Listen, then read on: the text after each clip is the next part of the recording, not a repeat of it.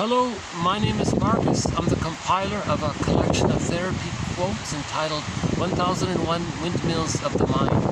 This is TQ 1315 to 1325. So this first one here, therapy quote number 1315, comes from a book reviewer. This reviewer, in this quote, the reviewer is reviewing a well-known 1976 book called Mother-Infant Bonding by Cannell and Klaus. So he sort of summarizes the main idea of this book. The book's central claim was that infants and their mothers were hormonally primed in the first hours after birth to form crucial bonds, but that under hospital rules then commonly observed, that process was not allowed to happen. Quote, babies were ready to eat right away after being born, but they didn't get to their mothers for 12 hours, Cannell said. No one was paying attention to what the baby wanted, unquote. Hospital procedures were geared to the efficient running of hospitals rather than to the needs of mothers and babies. And John helped to change that.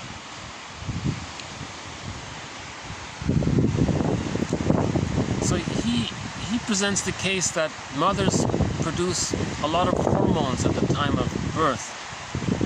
And these hormones are meant to help the mother and the baby bond and to preserve that continuity of the bond. Because the baby comes out of the womb too early, you need that continuity. But if the baby's taken away from the mother for a while and then returned, that bond is broken and it might not get reestablished. So he's saying it's better, assuming there's no emergency or anything, it's better to hand the baby directly to the mother in one calm, gentle motion. And with all of those hormones primed, sensitively there at that moment, primed and ready to bond, then the mother feels her maternaliness. She feels her maternal instinct. She feels her ability to be attuned to the baby's needs because the continuity of the bond is still ongoing. So the mother was bonded to the baby in the womb. After birth, you want that bond to continue. You don't want to disrupt that. See? So he's saying that in the hospitals, they broke that. And then when the babies were returned, all of those hormones that the mother produced, she was already, they were dissipating. So she was already in a kind of state of mourning. She was, it felt like to her emotionally that she lost her baby. Cognitively, she understood the baby's going to be returned to her, but her body didn't understand that. Her psychosomatic system didn't understand that.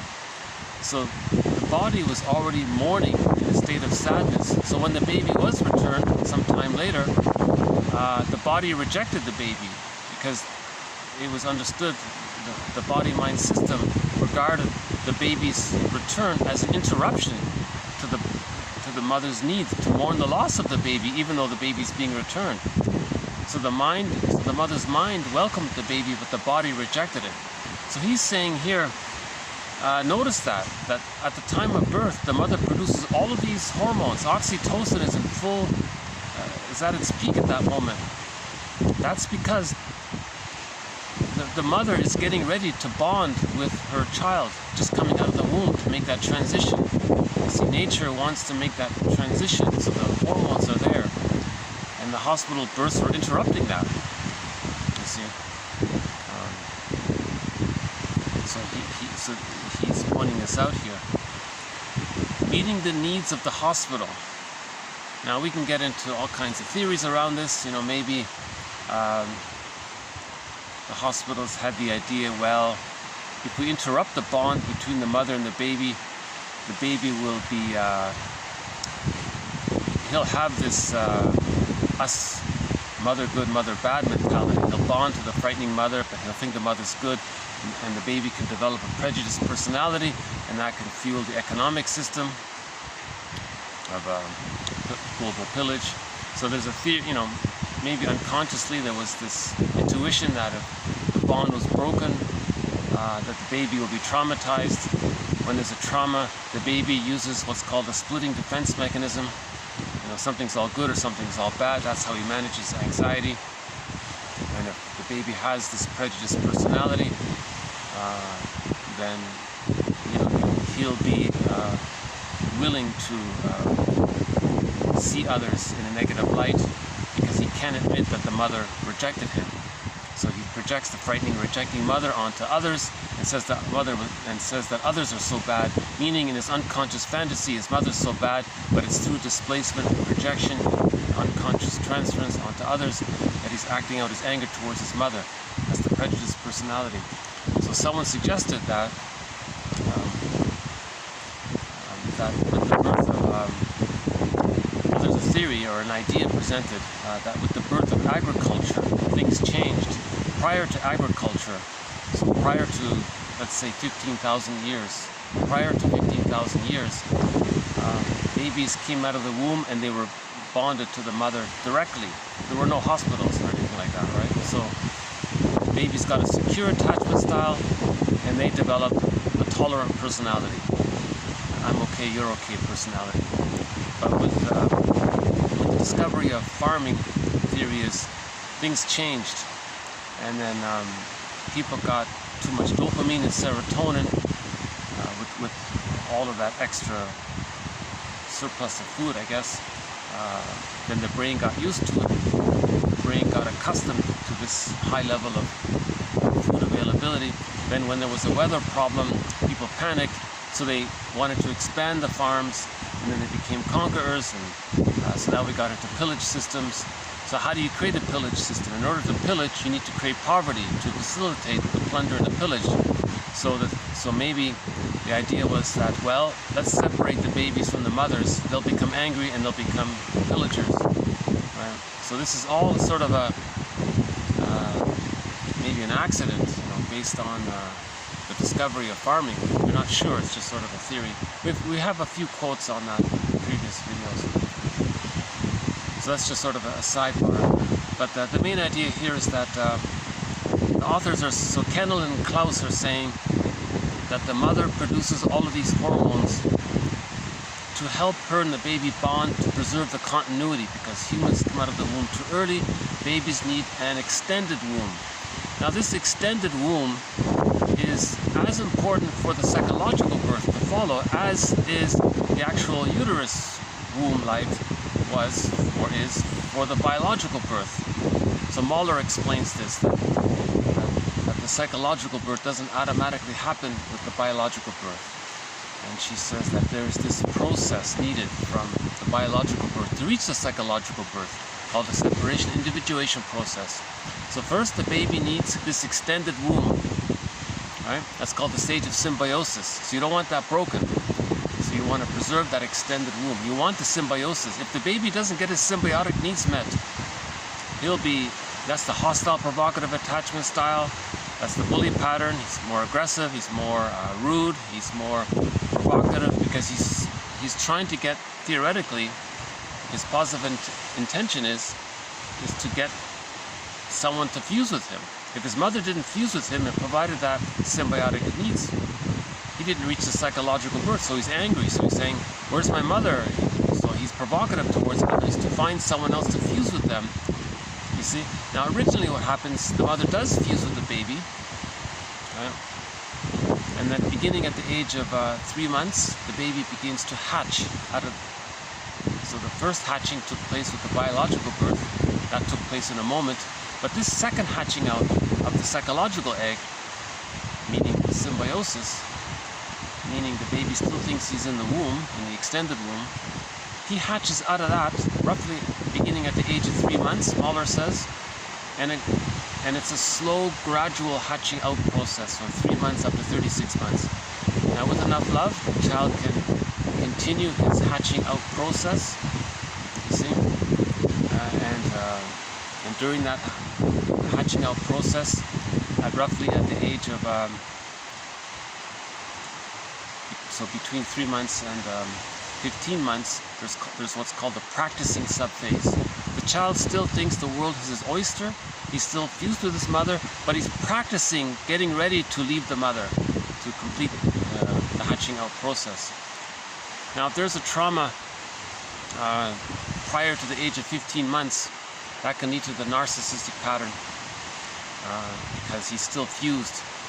You see, in the narcissistic pattern, the baby thinks it's all about him, and he's fused with the giantess in the nursery. So there's the image of the self that's omnipotent, primary narcissism, fused with the image of the other, that's this grand, powerful, all-powerful mother, and he's fused there, and that's his identity, this fusion. And he rejects the part of the mother that's rejecting, although he's bonded to the rejecting mother, and he rejects the part of the self that was rejected by the giantess in the nursery. So that's the narcissistic pattern. So he's still in that infantile psychological mindset.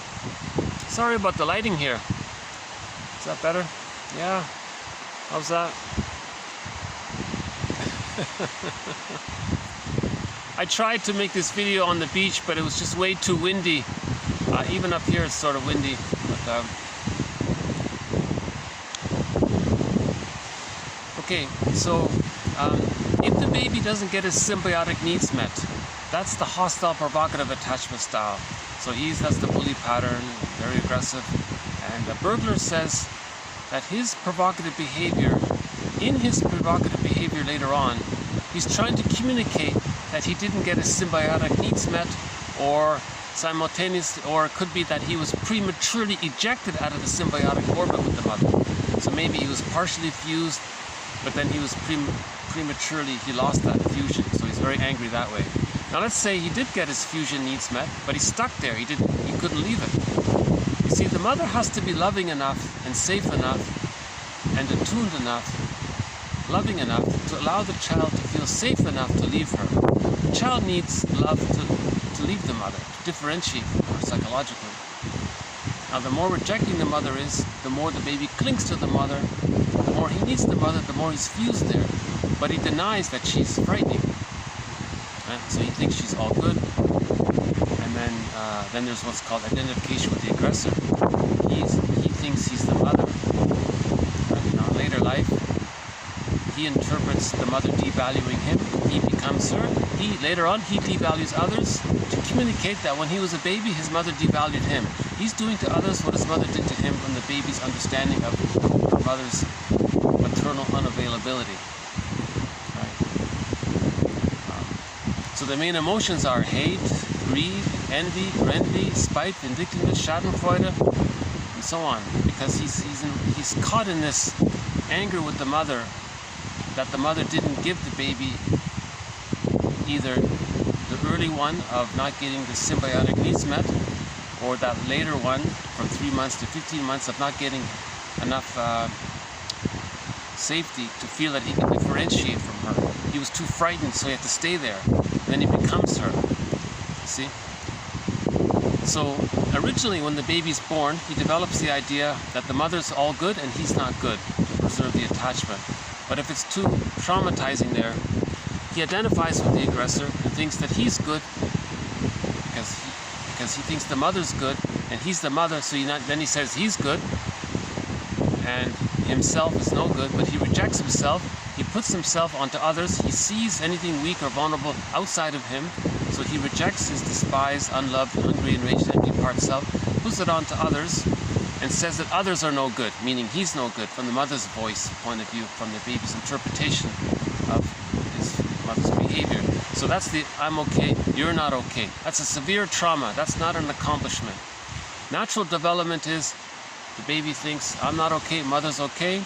With enough love, oh, I'm okay and mother's okay. That's the I'm okay, you're okay. We're okay, they're okay. That's natural development. But if there's a severe trauma, the baby can't even, he's stuck. And to deal with the pain of the mother being so okay and she's abusing her power and he's suffering the pain of the mother's abuse of him, he just becomes her in his mind. That's the narcissistic pattern. So the entitlement is there. They think the so important.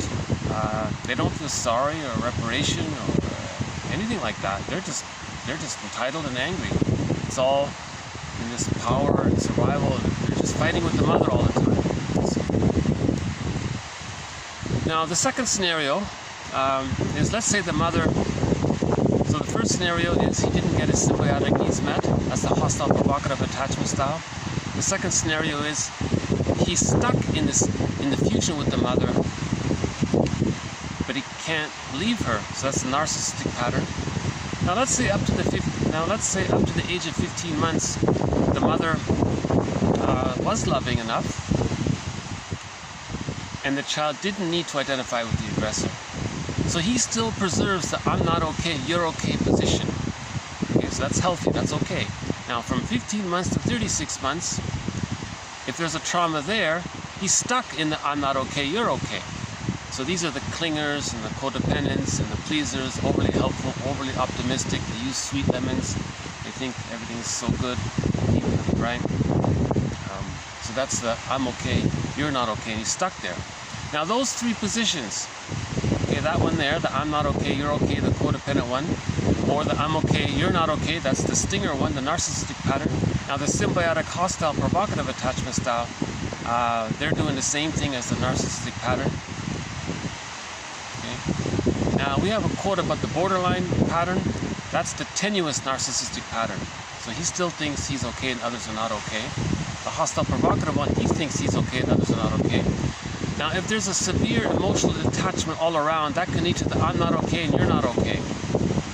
That's the Iago character. So some of those schizoid patterns, some of them resemble that Iago character. So those three are an aberration of childhood development. Okay, the "I'm not okay, you're not okay." That's the nihilism one, very pessimistic. They pit others against themselves. They don't care about others. They're not even greedy. They're just envious all the time. Spiteful, vindictiveness, envious, strategizing. They're constantly in battle with them. They're constantly trying to show their anger at their mother. They don't even expect that they could ever get mother's love. Now, the person with the narcissistic pattern and the person with the hostile provocative attachment style, they, at least in their delusion, they think maybe someone else can play the role of surrogate mother and meet their needs. Of course, it's a delusion. No one in the present can be that good breast, travel back in a time machine and change the past. No one can do that, but that's sort of what they're stuck trying to communicate to their mother, that they needed their symbiotic needs, that they needed enough attunement and safety to leave the mother. See, they're trapped there, you see. So now religion, by the way, promotes that, you see. So when people with those insecure attachment styles, when they go to the religious models, they reinforce that. So they're reinforcing the prejudiced personality. So religion, maybe some of these hospital birthing procedures, they're tools for the global pillage system. Again, because of too much dopamine and serotonin accidentally created by the discovery of farming. So there's no blaming here, right? So most of us pretty much are, anyone with an insecure attachment style, we can call them a serotonin seeker. They're seeking safety.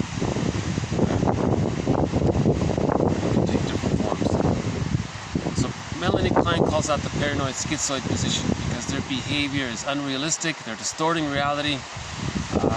No benign person, no other person in the present is the frightening monster mother, because the baby thinks in images. If the mother is being rejecting, in his unconscious fantasy, the mother is a frightening demon. If she's loving, she's a goddess. If she's rejecting, she's a demon. So they're operating out of these wildly unrealistic, exaggerated images of their experiences with the mother. And then in adult life, they're kind of motivated by these images. It's called unconscious motivation. So prejudice comes from this unconscious motivation. So the upshot of this is that the baby, ideally, if there's no emergency, the baby should be given a natural childbirth. He comes out of the womb, handed to the mother directly. The cord stays, the placenta stays. That's the child's support system. So they stay, they can fall off on their own accord. It's called a lotus birth. Right? Now, the suggestion is, on behalf of 1001 Windmills of the Mind, that the mother just stays in bed for 3 months, and the baby just lies and sleeps on the mother's chest bosom on her front, and she can read a book and all that, and she can be attuned. So when the baby is hungry, it's available for him. The feeding is available, right?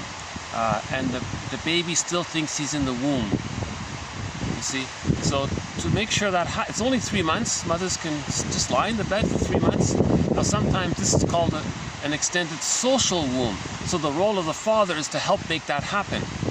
You see, and then at 3 months, the baby can gradually accept the frustration that there's two separate people here. But if they don't get their extended wombs needs met, they can be very rude and aggressive later on. Someone said a lot of crime comes from trauma during those first 3 months.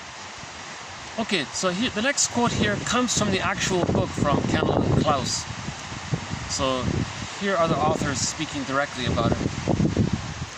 Okay, when the mother has the immediate and continuous opportunity to hold and nurse the infant, she can merge with him. Okay, the symbiosis, preserve the symbiosis in the merging, right? That's the extended womb needs met.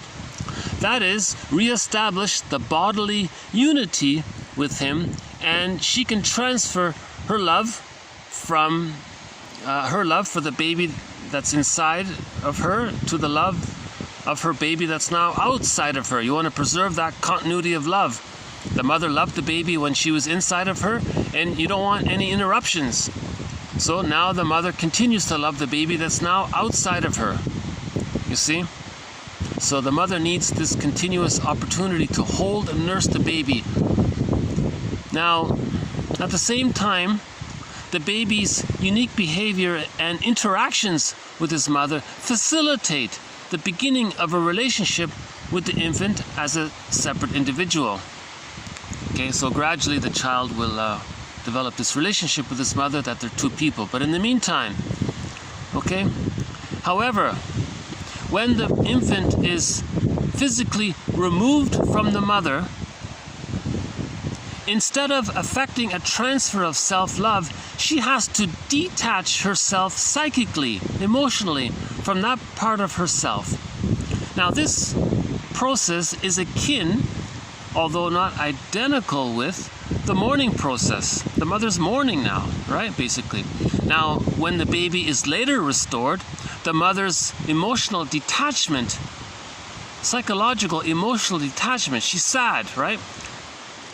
This may have proceeded so far as to impair her capacity for accepting him again as a part of herself. Okay, so that's called the rejecting womb. Now she's rejecting the baby. Okay, now normally effective selfless mothering of and empathy with the infant depends primarily on the mother's investment of him with the love, all this love. In caring for him, she cares for a loved part of herself. Okay, he's saying here that they're one there, right? If this process fails, she is likely to treat the infant in an unwelcoming way. Okay, so she's rejecting the baby, or even to mistreat him because the baby's needs interfere with the fulfillment of her own needs to mourn the loss of the baby. See, so there's a huge confusion going on here. That's why the baby... See, this quote is an attempt to teach that when the mother gets all of these hormones, all of this oxytocin is there, that's to preserve the continuity of the bond and the love that the mother has for the baby within. And now the baby's on her belly, on her chest, in her bosom, and it's all there. If the baby's removed for more than 10 minutes, they said, the hormones are disappearing, she's sad, she's mourning, she's detaching. She's detaching from the baby. That's a detachment process. If it goes too far, the baby's returned, the mother's still detaching. There's a trauma right there. So we can call that one aspect of birth trauma, or intergenerational trauma, or The mother's not offering a secure attachment style to her baby because maybe the mother didn't get it herself and didn't have that sense of saying to the doctor, hey, give me that baby now, pronto. Don't take him away. We can weigh him. Forget about this weighing business and keep the cord on, keep the placenta there. Just hand me the baby in one motion.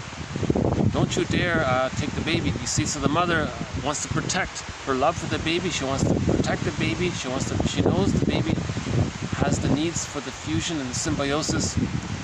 You see? So this book here in '76 helped to change some of this. Although I'm sure it still takes place in some places.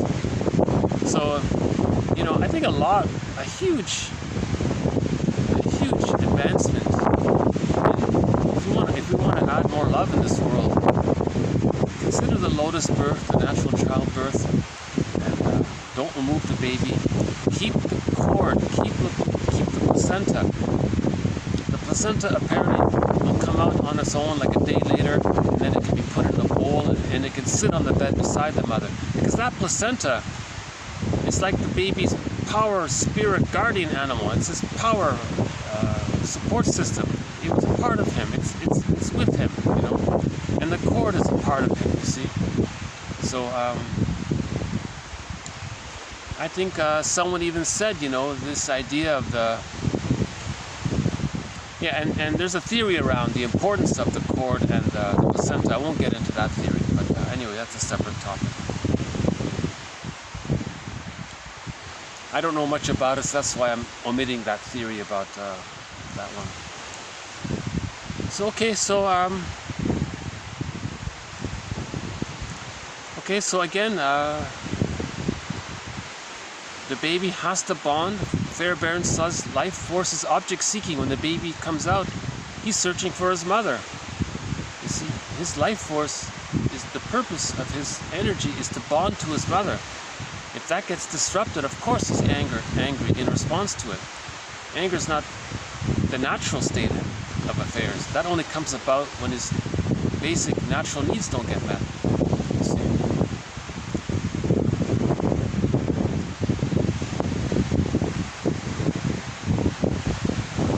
I'm going to take a look at the environment here. Hold on. Let's see.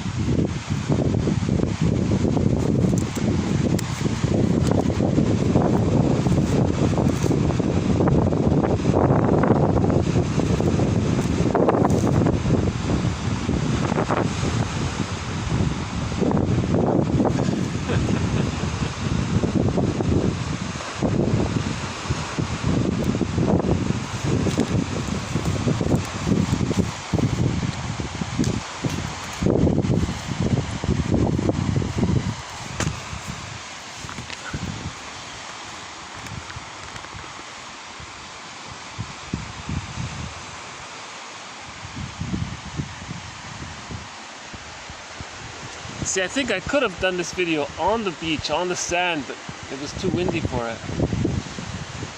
So this is sort of a compromise here. Okay, this next quote is sort of a follow-up on yesterday's video. One of the companion, there's a seagull. One of the companion animals in this series is the heron. And when I'm indoors, it's the blue jay. So I'm very fascinated with the birds, and I was reminded of a quote about the meaning of birds in terms of it being unconscious, a symbol from the unconscious point of view. So from the unconscious side itself, the bird might be a symbol of a certain and I was saying, you know, maybe there's this unconscious liking, maybe one factor, in addition to all of the, we love nature and all that, but in addition, maybe there's a little bit of extra interest in the appreciation of birds, because from the unconscious point of view, one author says he interprets birds as symbolic breasts. Again, from the unconscious fantasy point of view. And I was commenting in yesterday's video, you know, geez, really, do I have this unconscious feeling that these birds are so beautiful because it reminds my inner child of the past in my unconscious of how nice it would have been to have a proper loving mother experience or something like that? I don't know, it's a question mark. And then so I thought I'd look up the quote here. So here it is here. Okay, and now keep in mind, it's hard to do his theory justice. What he did was, Arthur Wormhout or something. What he did was, he took a bunch of romantic poems from long ago, like a dozen or so of them, Wordsworth and Shelley, and a bunch of famous, who's the one that, Byron, and all these famous old romantic poets. He took a bunch of those poems, and he said, there's a common thread throughout all of these romantic poems from ancient literature. He said the love of birds. And he made an argument that this was the unconscious fantasy for the breast. So I feel awkward trying to summarize his theory here. So here's a quote from this author here. Okay. Birds, however, seem to be the most frequent symbols for the breast in romantic literature. They also come and go with inexplicable suddenness, and this may symbolize the fact that the child has no control over the comings and goings of the breast. Especially important for poets is the fact that birds are among the few species of animals which express their emotions in compulsive song, a valuable detail in the unconscious symbolization. Okay, again, a huge question mark. I won't spend too much time on it, but if the baby wasn't breastfed properly, if he was on the bottle or the schedule, the mother was misattuned, and there's a problem there. You know, when there's a trauma, we try to relive it, redo it, or try to master it. We think about it. You see, so maybe the birds are providing this fantasy of trying to get it right. Oh, we yearn for this beautiful bird. Maybe in our unconscious, our wounded inner child of the past is yearning for that good breast experience, the good feeding experience. You see, again, so the suggestion from this collection is maybe when the babies are born, mothers stay in bed and babies feed according to their needs, not according to some schedule, no bottle, no powdered stuff, none of that, just everything natural. And then the child develops what's called a holding interject. The mother soothes and comforts him. Later he can soothe himself. Right? So he's relaxed and confident because he has that as part of his psychic structure. Remember, again, as a previous quote said, when the mother's good enough, meaning the loving experiences outweigh the frustrating experiences, she's good enough, love outweighs the frustration, the child develops what's called the holding interject, or the internalized good object, and this becomes a part of his psychic structure. Okay, sometimes called ontological security, sense of self, basic trust within, you see. So that leads to the I'm okay, you're okay position. That's natural development, you see. So maybe,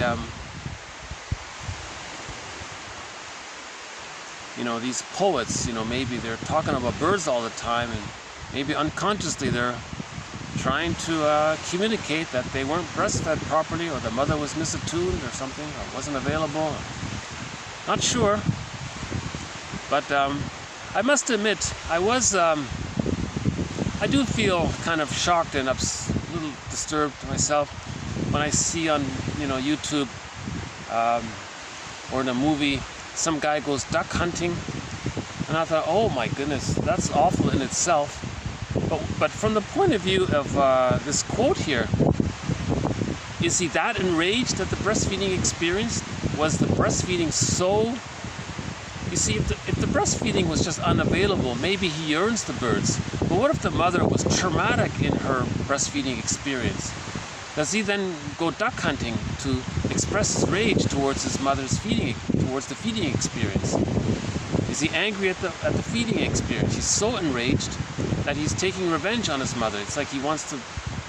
Sometimes the baby wants to bite the breast if he's being misfed properly. So maybe the duck hunting, he doesn't hunt, he's not for the food, he doesn't need it.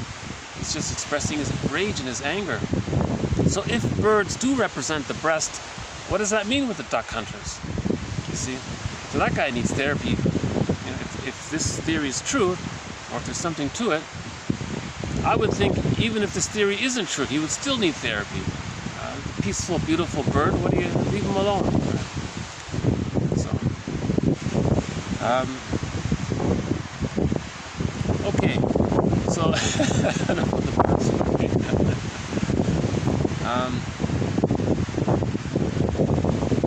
Okay, from the same author, but a different topic. Okay. Regarding this poet's writing block.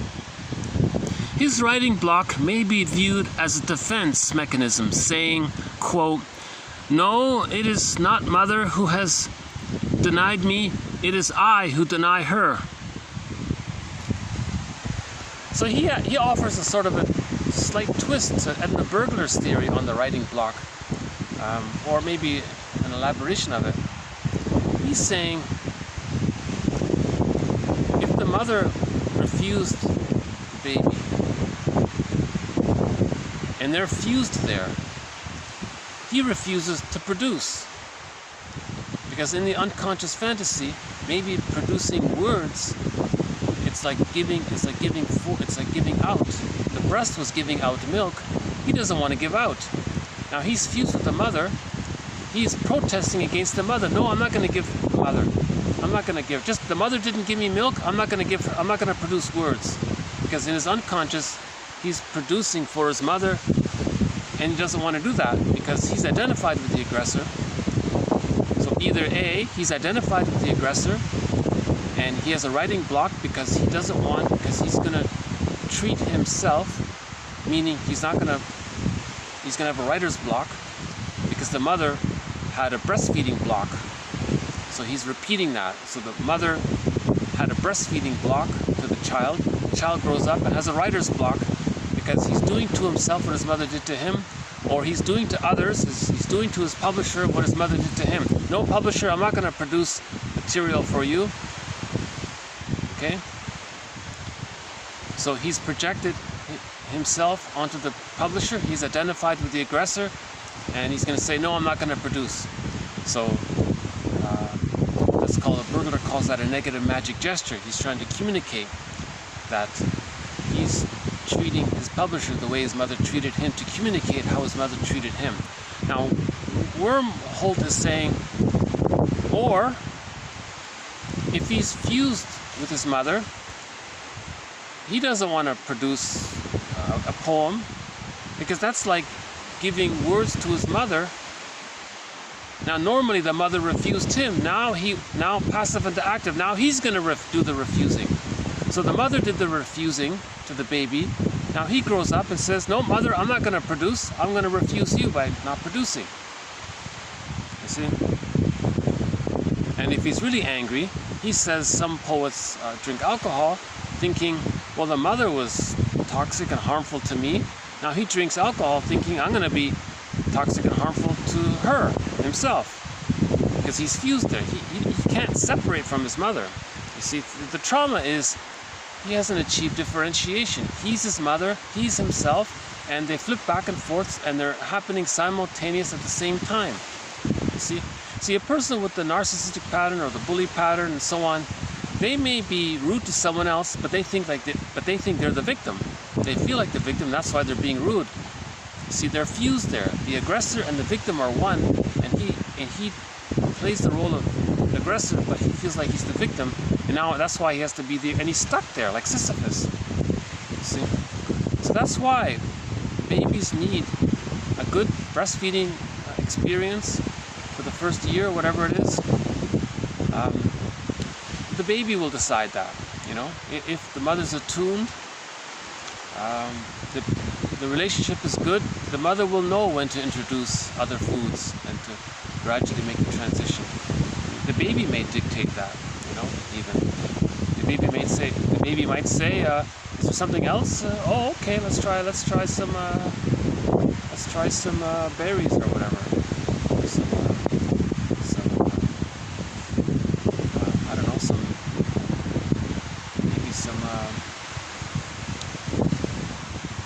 what would be good for a baby? Maybe some almond powder mixed with water or something? I'm not sure. Applesauce, I guess, is popular. Or is it? Yeah, no, applesauce, yeah, just mash up the apples. I'm not sure, I'm sorry, I can't comment on that. But if the mother and the baby have a good relationship, that should work its way through. The mother will know. Okay, so so this one here about the writer's block, that sort of adds to previous quote on Edmund Burglar's theory about the writer's block. Edmund Burglar says about the writer's block, see, neurotics, when they write, it's all a defense mechanism. Protesting against the mother, showing up the mother, rebelling against the mother, having a fantasy with the mother to get a better outcome, or if it's with a sibling. So there's a lot of complications and maneuver. It's all a defense mechanism. They're not facing the true issue. See? Now if they're blocked, that means some genuine feelings are coming up and they're blocked. So that's his argument for why there's a writer's block, because real feelings are coming up. Prior to that, he had this flow of all his fancy rationalizations and fancy excuses, long lies and all that. You see? And it flowed and it was fun because he's being pseudo-aggressive. But then at one point a real feeling came up and he would start to mourn the loss. Then he's blocked. You see? That way. And you don't want to go back to the old way of writing anymore. Now you want to go deeper and mourn the loss, and then his writing will be more richer and deeper, three-dimensional, four-dimensional. Whereas prior to that, it was all two-dimensional stuff. Even though it's witty and all that, cynical and witty and biting humor, and biting irony and sarcastic humor and negative wit. It's very distracting and amusing, and it's a pseudo-aggression against the mother, but it's not. You're not mourning the loss of not getting mother's love. So Edmund Burglar is one of the mentors in this series. Edmund Burglar, Margaret Mahler, Melanie Klein, William Fairbairn, James Masterson, and Karen Horney are the 6 mentors in this series. And Robert Bly makes a guest appearance now and then. Okay, so Fairbairn, Klein, and Mahler. Okay, Horney, Masterson, and Burglar are the main mentors, and Bly as a guest mentor.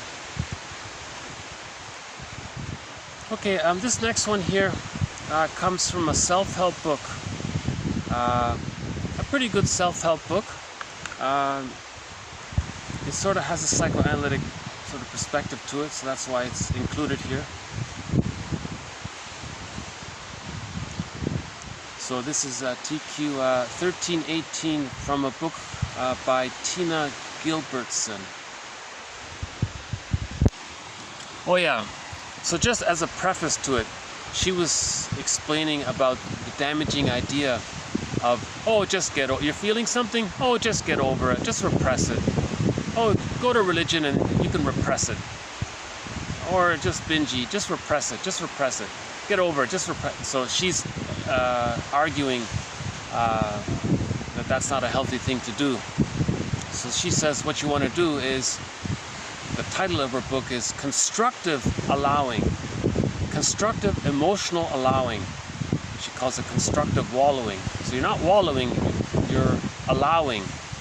So constructive allowing. So constructive wallowing meaning constructive allowing your emotions. So here's how she puts it. If you still have an emotional response to something from your past, okay, that means if you're triggered, if something's coming up for you, if you're feeling upset, okay, if you are still having an emotional response to something from your past, okay, that means your emotions are occurring now in the present. So yes, it happened in the past, but you're feeling it now.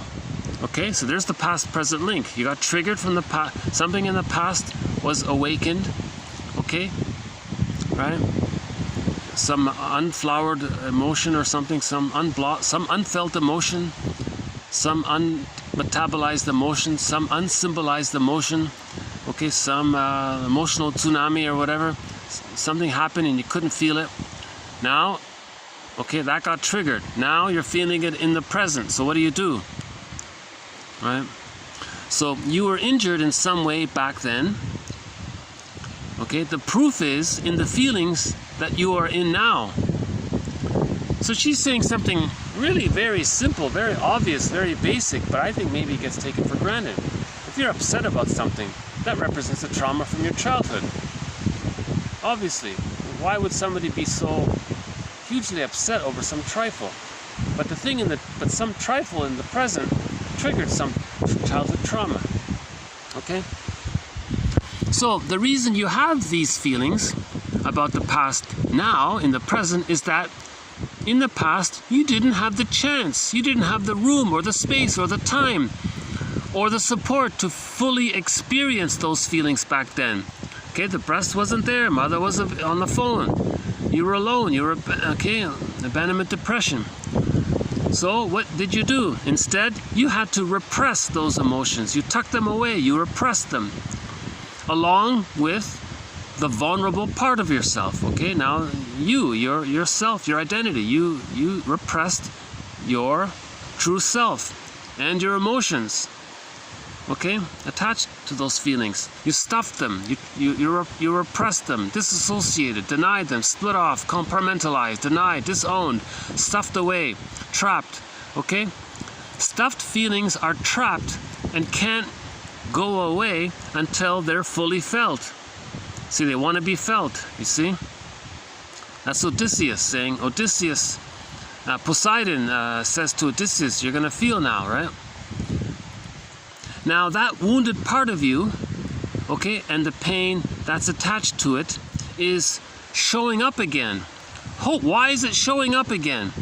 It's hoping to be reintegrated into yourself so that you can be whole again. Will you deny yourself again? Will you push yourself away again? Will you reject yourself away again? You see? So that's a very clear, she writes very clearly, I would think anybody who has that machismo attitude, just get over it, might want to read that book called Constructive Wallowing by Tina Gilbertson. It won an award, best-selling book, came out a few years ago. Okay? Robert Bly talks about this a lot. So much of our real self and our real feelings, it gets put into this bag we drag behind us. That's the repression, that's the feared self, the repressed self, the second self, the unconscious self, right? The shadow soul, it's your soul, it's the one who walks with you, who's not like you, but who is you. Someone's living my life and I know nothing about him. In literature, it's the motif of the double. You see, sometimes it's the feared self, and we don't want to look in the bag because it's, but this, you see, but the psyche seeks healing. The psyche is always trying to reintegrate what we disown. So that's the moral revolution. That's taking responsibility for ourselves. Because if we don't re-own what we disown, then we project it outward, and then we act out, and then we act in a way to keep it out, to deny what's within. So the moral revolution is to own what we disowned in childhood. Bergler says, you're responsible for that bag you drag behind us. Master says you're responsible for healing the inner child of the past. You see, so we're not responsible for creating all that trauma, but we're responsible for healing ourselves. Man's main task is to give psychological birth to himself if he didn't get it by the age of 3. Now, if the child did get a secure attachment style, that bag is very light. The bag might be very small, and it's not really an issue. But if there's too much trauma, that bag is very heavy. So we want to lighten up. So you want to own it, and then it's lightened up. You know? Again, if we deny that we were unloved, we don't want to admit it. Okay, so we can call that the inner poverty self. Then, then in the global pillage economic model, then you externalize your inner poverty by creating outer poverty, because if it's out, then you can preserve the repression. Then you don't have to look at it within, if you can convince yourself it's out. So the fantasy is, if you convince yourself that there's outer poverty, then you don't admit your emotional poverty. That's the prejudiced personality. You know? Yeah. So natural development is I'm okay, you're okay. That's the tolerant personality. It's an aberration to have so much trauma. So mothers, again, I think the suggestion from this collection is mothers stay in bed for 3 months. You know, and the skin-to-skin contact is always maintained. The baby can still hear his mother's heartbeat constantly, because when the baby was in the womb, he felt the rhythm and the heartbeat. You want that baby to keep on hearing the heartbeat, right? That's why we love drums so much. You know, there's the beat there. People say a good rhythm matches your mother's heartbeat, even. You know, so you want to have that there. You know, then the baby associated with the heartbeat of his mother is his mother, providing the holding and the soothing and the comforting and the attunement and the acceptance. The baby was in a welcoming womb. The baby was in a welcoming extended womb. He felt welcome. Now there's that famous poem. If your feelings come up, you want to treat your feelings like an honored guest. Right? Now the guest might be rowdy or whatever, but you want to treat your feelings like an honored guest in your home. Just like you have a guest in your home, you treat your guest well. Well, do that for your feelings. That's his metaphor there. The poem is called The Guest House. So yeah, okay, that's from Gilbertson there. Not a bad quote. Okay, a recent video brought up a new defense mechanism called undoing. So we'll add one more quote to this defense mechanism called undoing. So the theory is, as I partly understand it, is that the baby has what's called omnipotence of thought and omnipotence of gesture. Meaning the baby has a thought, his needs get met. The baby makes a gesture, his mother's attuned, his needs get met. So the baby thinks, wow, he's quite powerful. He has a thought, or he makes a gesture, he moves, he turns around or something. The mother realizes that the baby's uncomfortable and his needs get met. The baby kicks the blanket, oh, the baby's too warm, so the blanket. So sometimes we call that magical thinking. He has a thought and it happens, right? Magical thinking. He has a thought about something, oh, and it just happens. So the baby had the thought that he's hungry. The mother picked up on it, and because they're one there, the fuse there, the mother, oh, baby's hungry. Okay, make sure it's feeding now, right? So now let's say there's a trauma prior to the age of 15 months. This magical thinking, this omnipotence of thought or omnipotence of gesture, this kind of modality of mind is still there. Okay? Now let's say this person grows up, gets married, has an affair. He thinks, oh, well, this is inconvenient. He doesn't want, maybe his wife's going to find out. So let's do the magical thinking. Oh, okay, I'll just buy some flowers, and what I want will happen. I want the wife to forget about it, not give me a hard time about it. Oh, I'll just do a magical gesture. Here, wife, here, darling, here's some flowers, right? Or some other token thing. He'll do some thought. He'll either have the thought that what he wants should happen automatically. He might not even bother with the flowers. He might just come home and expect it, thinking that the wife should accept it. Right? Now, if the wife calls him out on it, he gets enraged, because that's a narcissistic injury to his narcissistic pride, his neurotic pride, and his omnipotence of thought. So there's a defense mechanism called undoing. So here's one author's explanation of it. Okay, undoing.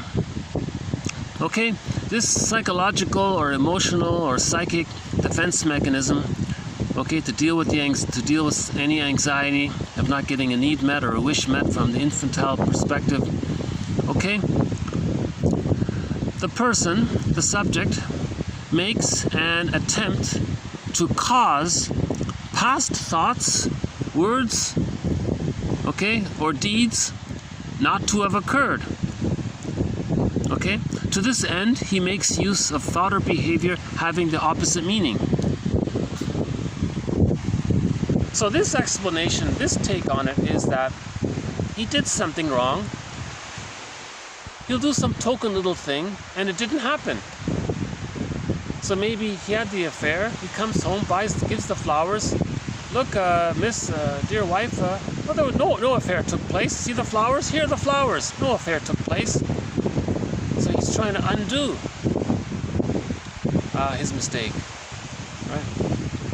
Now this infidelity, this is the example that's often used in the books. The thing with the flowers. Right?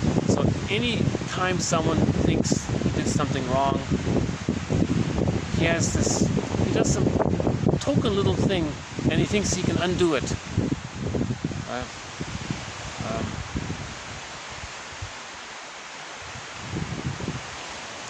So many examples come to mind. I can't even. I don't know where to go with that. But, I'm sure if you do some research onto this defense mechanism of undoing, I think you'll get the idea around that. Okay, hold on here. Let's see if we get the next one.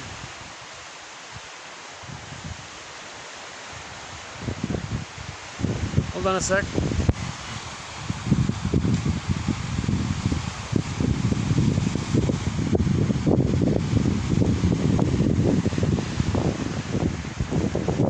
Okay, the next one comes from a TV show, a drama. I just thought I would include this one here. Okay, quote, sometimes it seems that the only choices you make are the choices you've already made.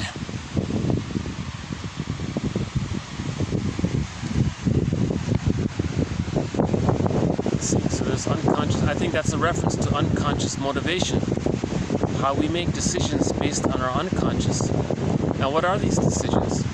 Usually it's to replay, reenact, try to redo some childhood trauma. So we're recreating a childhood scene.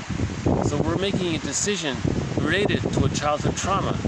So we make our decisions in relation to this unconscious motive to try to master a childhood trauma. And you may think you made some conscious decision. Really?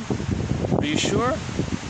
You might ask yourself, why did I do this? Why did I choose this X, whatever it is, choose this job or mate or place, or why did I move, or why did I do, what am I recreating, or what am I doing? Well, the unconscious is trying to recreate something that resembles the childhood scene. You see?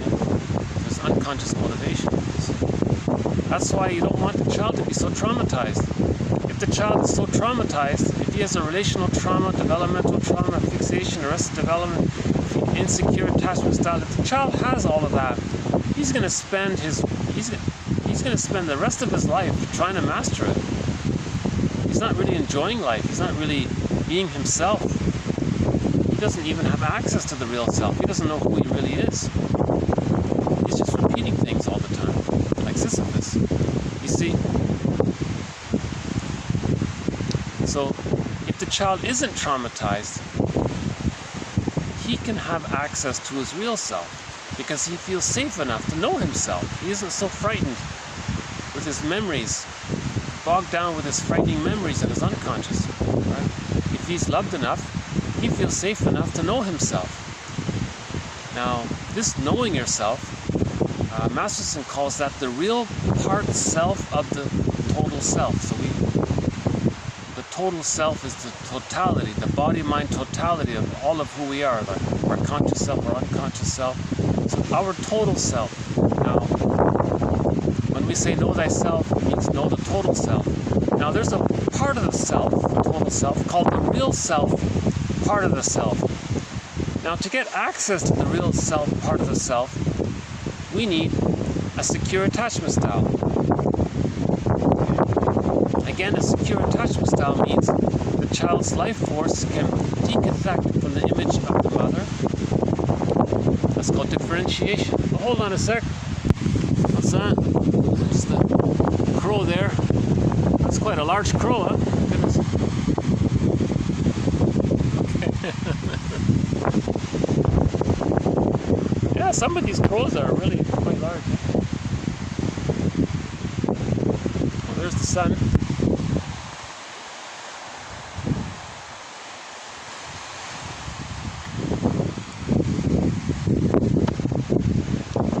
So again, just very briefly, the child bonds to the frightening image of the mother. Because that's a trauma there. He's trying to... If the child is so frightened, he clings to the frightening image of the mother. So he's bonded to the frightening image of the mother. Now, if the mother is good enough, the child can then bond to the whole image of the mother. Now, when that takes place, he now feels comfortable enough to decathect his life force to the whole image of the mother and cathect the whole image of himself, self-representation. Now that's called a psychological birth. Now when that happens, roughly at the age of 3, he has achieved a psychological birth. It means he's connected to himself, the plumb line is to the self, ontological security, right? He's relaxed and friendly, has a warm regard, I'm okay, you're okay. See, that's a natural development. Now when that takes place, he then has access to the real self part of the self. Now the real self part of the self has various capacities as described by Masterson, one of our mentors. So the real self part of the self allows the person aliveness of affect. So the real self part of the self will allow the person, if the situation calls for the person to be happy, the real self part of the self will allow the person a serene, inexhaustible fullness of being. So that's joy. Right? The real self part of the self will allow the person to mourn losses later on. If later on the person has to mourn a loss, the real self part of the self will allow those emotions necessary to mourn the loss. So the real self part of the self allows the person a wide range of affect, appropriate affect, needed affect, emotion. Right? Now if the person doesn't have access to the real self, they can't mourn losses later on. If a person never mourns their losses, that can lead to complicated grief, aggravated grief, pathological nostalgia, melancholia, chronic sorrow, symptoms of PTSD, the amygdala can become enlarged, and finally the person can become, late in life, as one person said, to becoming a curmudgeon. Stingy, miserly, bitter, not an elder. Now think about an elder. They're caring, they're generative, they build, they create, they're, right? So you need the real self part of the self to mourn losses. If you don't have access to the real self, you're stuck in complicated grief. So all of these people, men and women, become curmudgeons late in life. They were stuck with an insecure attachment style their whole lives. They didn't have the resource to mourn their losses. They denied it. They repressed it. Okay? They didn't read that book by Tina Gilbertson. They just repressed it. Get over it. Just repress it. They just kept repressing it. they didn't have the ontological security to mourn the loss. Why? Because they're still overly bonded to the frightening image of the mother, waiting for the mother to give them the love they need, and they're not getting it. They're coaxing others, they're rebelling against others, and they're replaying, repeating like Sisyphus. They're caught in a repetition compulsion gone awry. You see? The real self, part of the self, allows the person to know their uniqueness, to know their unique wishes and what they kind of like. And the real self, part of the self, allows the person to feel okay to express their uniqueness. There's no guilt around that. They're shining their light. They feel fine about that. The real self, part of the self, allows the person to feel that it's okay to be unique and to express their individuality. The real self, part of the self, allows the person that ability to be kind of creative and imaginative, you see. The real self, part of the self, allows the person, I'm okay, you're okay, mutuality relationships. They can get married in a relationship, and the person doesn't have these wildly exaggerated fears of either being abandoned or being engulfed, right, by the rejecting mother or the impinging mother. They're not replaying the trauma with the impinging mother or the Jocasta mother, you see? So because they have I'm okay, you're okay. They have the natural development, you see? So that book by Masterson called The Search for the Real Self has won a Golden Windmills of the Mind Award. Okay, so we have 14 Golden Windmills of the Mind Award issued already. So one of them is Masterson's book called The Search for the Real Self. A very good book.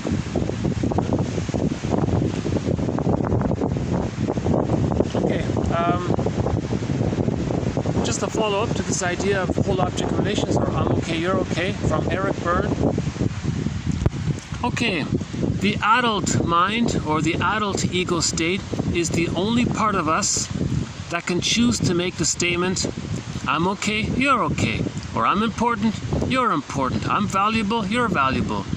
Okay, I'm a person in my own right, and you're a person in your own right. You see?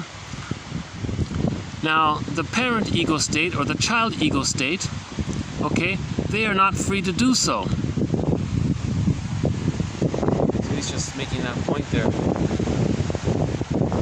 Close the lighting. Is that better? Oh, that's better. Oh, there we go. Okay. So, I think a lot of people are familiar with Eric Berne's book, Games People Play. It has sold like 20 million, 30 million copies, or whatever it is. So he offers a sort of a simplified model of arrested development. In a secure attachment style, they develop the adult ego state. I'm okay, you're okay.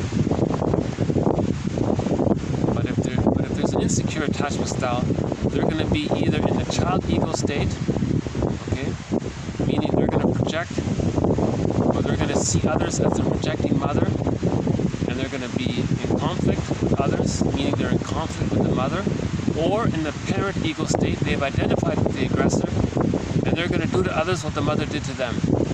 So that child-parent ego state, that's the aberration. Right? Now he makes the argument, he's a self-help author, so he's being a little bit of a trickster. He's just saying, hey everybody, let's lighten up here. Everyone has all three. So you can think of it that way. Now, but his book is really all about the games people play, those manipulations from the child and parent ego state. See, how to one-up and how to put the other down, and he has this whole list of games. Meaning, the mother used all sorts of rationalizations to keep her child down, to use her child to exploit her child, right? The mother said, oh, mother's rights, I have the right to use this child to meet my needs. It's my right, the mother would say. So, there's a quote in the movie Now Voyager, where there's a character there where she says that the mother has rights to use the child as an object, as a thing for her to meet her needs. Horrible idea, horrific idea, but it's in there, it's in that movie. It's called The Now Voyager, with Betty Davis. Okay, the next one here. I mentioned in yesterday's video that sometimes people use the term that I have never used except for yesterday's video and now in today's video. I think that'll be the only time I make reference to this. When someone uses that phrase, if a person has a developmental trauma, arrested development, is that an illness? Do we say that's a mental illness? No. The answer is, we can say it's a metaphorical illness. We don't even say that. We just say it's a dysfunction. Now he says here, you can call that a problem in personal, social, or ethical living, conceived in terms of object relationships gone awry, in terms of social role confusion, and so on. It's not really an illness. The theory is, long ago, medical doctors treated everybody for everything. Now, when people came for their emotional problems, doctors sort of just extended or applied or just they only studied medical issues. So they would transfer their medical knowledge onto emotional matters. And then people say, well, does that mean this emotional confusion? Does that mean the narcissistic pattern is a mental? Is prejudice a mental illness? You see, so you can say that prejudice is a metaphorical mental illness, but really what we should be saying is, according to this quote, is that prejudice, for example, is a problem, is an ethical problem, or a social problem, or a personal problem, or a relational problem in living, conceived in terms of object relations theory, or social relations theory, or learning theory, and so on. So we can think of it that way, right? So here's the quote here from McCall. Okay, there are many people who argue that no psychological, dysfunction can be regarded as a disease entity in anything but a purely metaphorical sense. Instead, what we should be saying is that what's going on here, this dysfunction is related to, quote, a personal or a social or ethical or moral problem in living. Something went wrong in the arrested development there. And we conceived in terms of, the relationship problem with the mother and the father and the siblings and the trauma there, or in the roles we assign, adult role, child role, all right, family systems therapy and trying to save the parent and these kinds of things. So he's just saying it that way, right? In other words, in conclusion, be like the Tin Man in The Wizard of Oz. Go in search of your heart. Be like the Tin Man. Search for your heart. Search for your heart. It's this verdict of reality that makes the work of mourning so painful. It's this verdict of reality that makes this verdict of mourning so painful. So to search for our heart, we have to heal the splits. To heal the splits means we recognize that we're using the splits. How do we recognize that we're using the splits? If the overall orientation towards life is prejudice, one up, one down, survival, this good, this bad, we good, they bad, these kinds of extreme, something's hero or zero, all idealized, all devalued, these kinds of ideas that you can see even in religion, goddess, demon, these kinds of extreme things, that's a symptom of trauma and a symptom that we're still using the splitting defense mechanism. So we've got to recognize that we're still using the splitting defense mechanism. Now, if we accept that, if you think, a very simple test, if you think somebody with a different shade of, with a shade of brown tone of skin, is all good or bad, and a person with a shade of beige tone of skin is all good or bad. If you have such kind of, or if you think about frills, a person with an appearance, some appearance this way is all all good or bad, and a person has an appearance this way, and it's all good or bad. If you have such kind of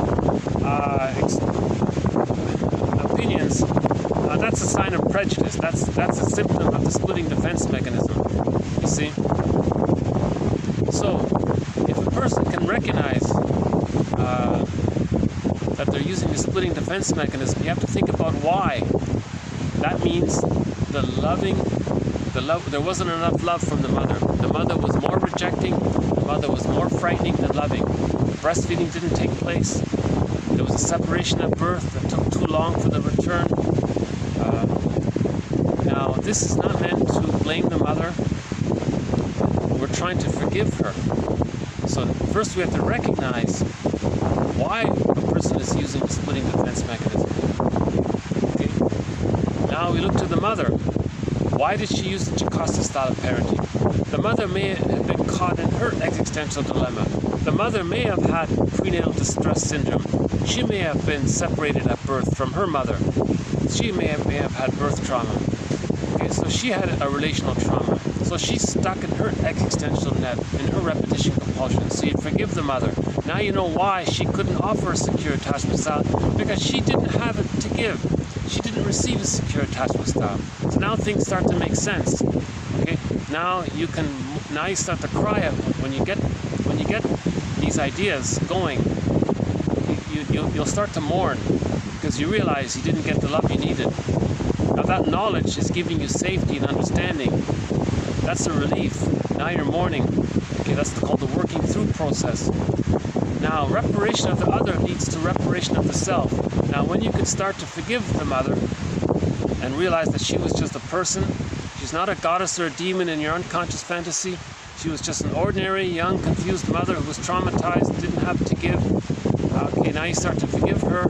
Now you're forgiving yourself because you're understanding yourself. You're having regard for her, you're having regard for yourself. Now you're moving towards whole object relations. Okay, now that's movement towards finding your heart. Okay? Now, when you find your heart, now you realize that the mother who sort of loved you but who hurt you is the same person. Okay? Now, this leads to the psychological makeup of when you hurt the one you love, you feel badly. Now you want to make reparation. That's finding your heart. Okay? So you want to move to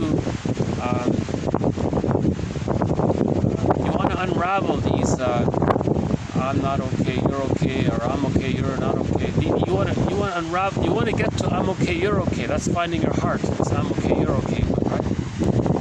So be like the Tin Man, and we go and search for our heart. But what that means is, remember, so Woodman says you want to hold the tension of the opposites, the love and the hate. The hate means it's not organic. The hate means the baby didn't receive his love needs. Okay, so now you want to accept that. So you want to hold that. Okay, so you want to mourn not getting the love you needed. You understand why you didn't get that love, because the mother was so traumatized. Okay, now you're moving towards accepting the unconscious ambivalence. When you accept the unconscious ambivalence, okay, now the love side is gaining some through the understanding. That's the love side. When the love side exceeds the memories of the unloved side, the splits can come together. Okay, that's whole object relations. That leads to psychological birth, and then you're free. You're no longer repeating things. Showing up the mother, angry with the mother. Burke calls it the grand design. See?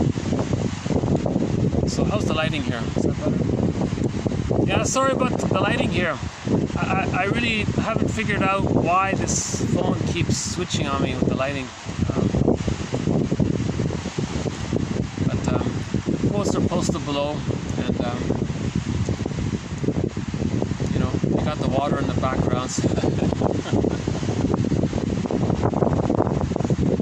Have another look. Hold on. Oh no. Why don't we just wrap it up here? Okay. So I think maybe we'll just sort of wrap it up here for today. So we'll end on our theme song. The theme song for this series. So by the way, the series is called 1001 Windmills of the Mind. If anybody possesses the collection or would like to have this collection, they will receive over 1,300 quotes from psychoanalytic authors, okay? Mainly from Mahler, Klein, Fairbairn, Masterson, Bergler, Karen Horney, Robert Bly as well. Okay? And there are a variety of quotes from other authors as well, all towards the psychoanalytic perspective, or what's called object relations theory, pretty much the same thing. Okay, so you'll get both the core collection, TQ1, therapy quote number 1 to 1001, plus all of the bonus quotes, so from 1002 up to 1325, right? So that's over 1,300 quotes. It's a great collection. I think it's a wonderful collection to have. There are over 25 different themes, threads, topics that run throughout the series. We have a psychology of religion, psychology of you fill in the blank, a psychology of. There's a reasonable chance it's covered. Not everything's covered, but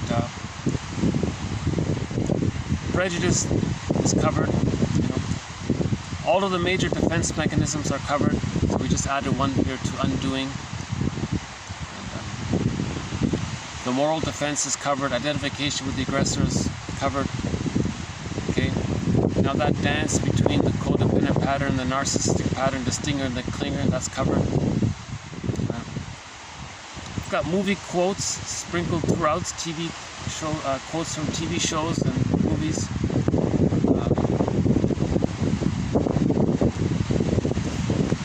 Okay, so here's our wonderful theme song here.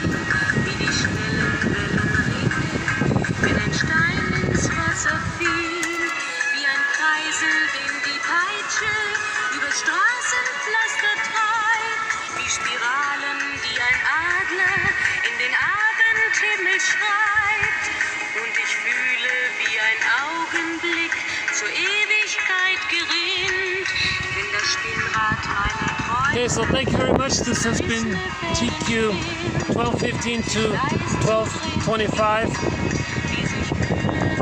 Okay, the importance of natural childbirth, and a follow-up on the birds one.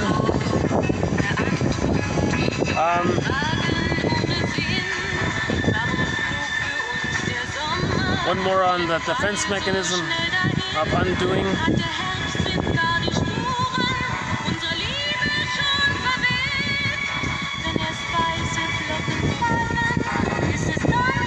The I'm okay, you're okay. And then we concluded with an unknown quote. He says, "Be like the Tin Man in The Wizard of Oz. Search for your heart. But to find the heart, we've got to do a lot of forgiving. But to forgive, we have to understand. The willingness to understand and forgiveness are the same. The willingness to understand, the quest to search, to understand, and forgiveness are the same." Think of it that we have a quote to that effect. Thanks again. More to follow. The singer is Katja Epstein. She's singing in German.